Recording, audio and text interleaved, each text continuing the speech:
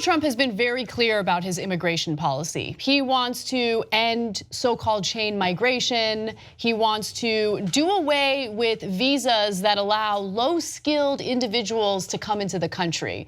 But his actions obviously do speak louder than words. And if you do a quick analysis of the types of employees his companies tend to hire, you'll notice that the vast majority of them happen to be foreign workers. And they're foreign workers who come to the United States on a temporary basis for low-skilled work. So these are not people who are, typically the type of people that he would be supportive of in his rhetoric. So let me give you the details on this. Now, we're gonna look at 2 Trump properties in Florida and 1 Trump property in New York. The time period is between 2016 and the end of 2017, beginning of 2016, end of 2017. When you look at the number of employees that were hired, you'll find that only one of those employees was a US citizen. Hiring managers said they were able to find and hire only 1 qualified American worker, a cook, for 144 open positions for servers, cooks, housekeepers, and bartenders. Interesting, so the United States doesn't have people who could work as bartenders? No one's qualified to work as a bartender? I find that a little strange. No, Anna, to be fair though, it's in the remote areas of New York and Florida. South Florida. Yeah, have you ever heard of an American bartender in New York? Never, never. It's a rarity. In August of 2017 alone, for instance, Mar-a-Lago and Palm Beach sought permission to hire 70 servers, housekeepers, and cooks for 8 months starting in October. Also in July of 2017, the Department of Homeland Security raised the cap on H-2B visas for guest workers from 66,000 to 81,000 for fiscal year 2017. Now, July 2017, that's when Trump is president. Trump essentially petitioned to raise the cap for these foreign workers. 3 days later, Trump Properties essentially asked the Department of Homeland Security to allow foreign workers to work for Trump Properties. No, I'm sure that it was not connected though. No, not at all. Okay, so to me, one of the most telling parts of this is the only part of immigration that Trump has increased.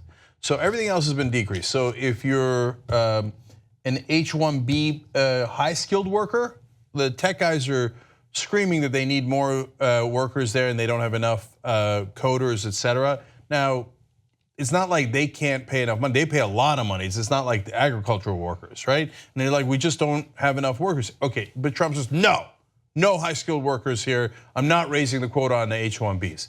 The other part of the program is the H-2As.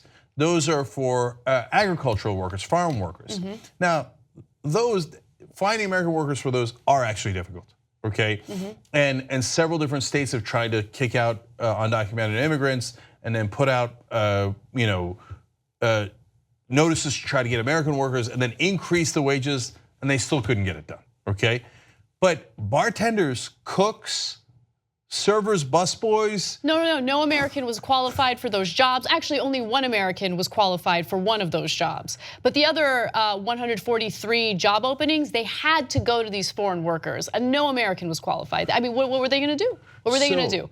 Because of his rhetoric, he brings down immigration in every other category. But the one category where he hires workers, somehow that goes up. And 3 days later, he gets a permit to hire almost everyone from outside the country. This is why when we brought up the issues of conflicts of interest, we made such a big deal about it. Because if you have a president who is a business owner, he's going to use his position as president to push for and pass legislation and policy that benefits him and his bottom line. And that's exactly what happened here. Look, I have nothing against bringing in foreign workers based on these visas, based on these job openings, if it makes sense.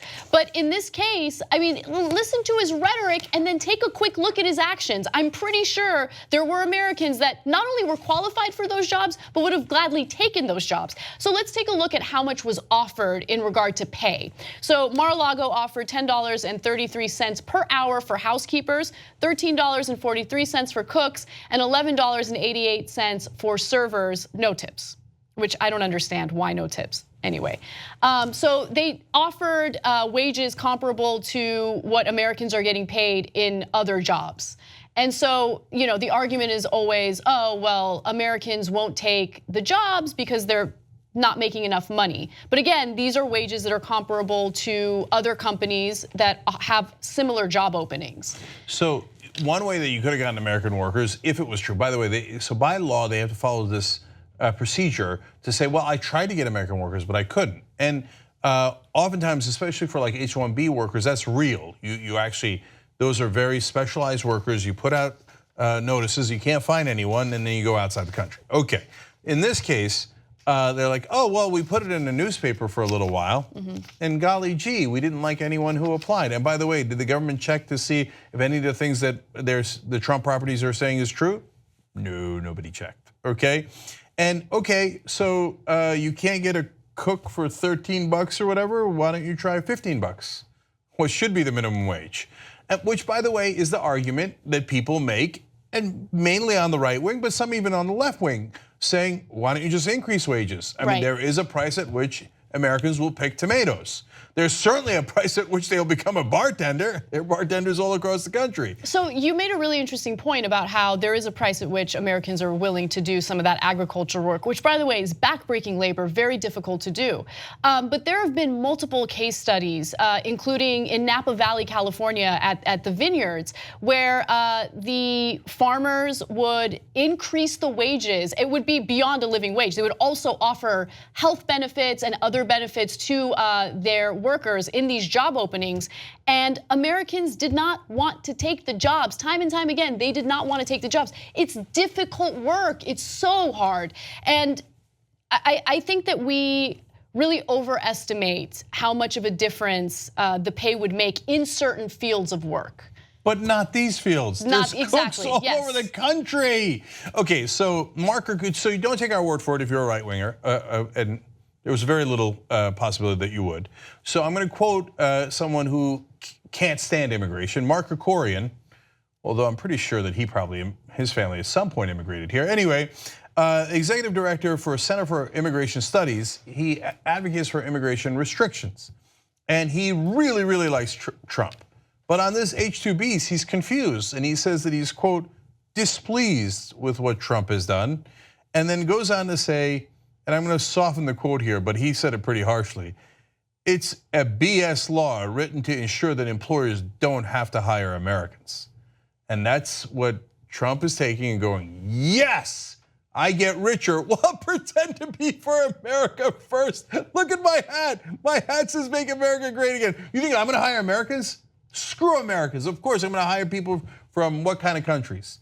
And by the way, most of the countries he hires from, Mexico, Guatemala, Jamaica. No, this is yes, that's true. But also, employers in Texas hired the most of these foreign workers. What happened? I thought you were a red state, okay? The only good news out of all this is that given that it's South Florida, he almost certainly hired some Haitians.